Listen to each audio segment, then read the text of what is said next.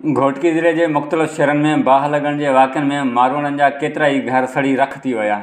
इन्हनि ताज़नि वाक़िअनि में हिकु अफ़सोसनाक वाक़िओ मुंहिंजी जनम भूमि तालुके घोटकी जे यूसी अलीबाग में मुंहिंजे ॻोठु गुलज़ार कुरई में पिणु पेश आयो, जिते इतफ़ाक़नि सिज लथे जे वक़्तु बाहि लॻण जी सूरत में घरनि खे आयल लोढ़े खे बाहि मुकमल तौर पंहिंजी लपेट में आणे छॾियो ऐं सॼो ॻोठु उन वक़्तु उन बेरहम बाहि जे शोलनि सबबु कंहिं क़यामत बर्पा थियण जो ॾेख ॾियणु लॻो आहे। घरनि में मौजूदु माण्हू बेवसी जी हालति में पंहिंजे आबाणनि कखनि खे सड़ंदे अंदर में कंहिं मच वांगुरु ॿरंदा रहिया। जस लहान ॻोठाणा जन बिना कंहिं इंतिज़ामी आसिरे जे पंहिंजी मदद पाण ते बाहि जे घेरे में आयल घरनि खे बचाइण लाइ बाहि मथां बाल्टियुनि सां पाणी उछलाईंदा रहिया, पर ग़रीबनि जे टिनि घरनि खे बाहि विकोड़े अलाह ताला साड़े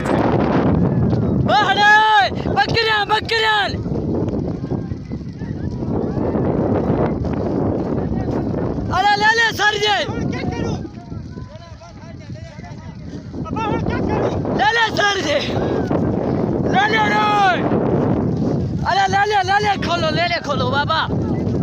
हर वाक़े जियां ज़िले में ही बाहि लॻण जा वाक़िआ पण के नवां त न आहिनि जो इंतिज़ामिया खे सुध ई न हुजे त अहिड़नि वाक़िअनि थियण सां तुर्त उपाउ वठंदे ग़रीब आवाम खे कीअं जानी व माली नुक़सान खां बचाए सघिजे थो। हर रोज़ अख़बारूं पढ़ंदे सॼी सिंध मां मारवाड़नि जे जायुनि सड़ण जूं ख़बरूं पढ़ण लाइ मिलनि थियूं, पर हर भेरे जेकॾहिं बाहि जे शोलनि ऐं इंतिज़ामिया जी रिवायती लापरवाही जी भेट कबी त वरी बि गोए इंतिज़ामिया जी रिवायती लापरवाही खणी वञे थी। फायर ब्रिगेड अमलो हर हंधि तॾहिं पहुचे थो जॾहिं सभु कुझु बाहि साड़े चुकी हूंदी आहे। रिढनि अॻियां रबाब वॼाईंदे वरे थिया, ख़बर न आहे कॾहिं इंतिज़ामिया इन रिवायती लापरवाही खां छुटकारो हासिलु कंदी। बाहि लॻण सां मिसकीन मारवाड़नि जूं न रुगो जानी व माली नुक़सान थिए थो, पर उन्हनि आबाणनि कखनि जे सड़न सां मारवाड़नि जा उन्हनि कखनि सां जुड़ियल अंदर जा एहसास पिणु सड़नि था, जन जो अज़ालो बाहि जे ख़तमु थियण सां बि मुमकिन नथो बणिजे। उमर कोराई, मीरपुर, माथिलो।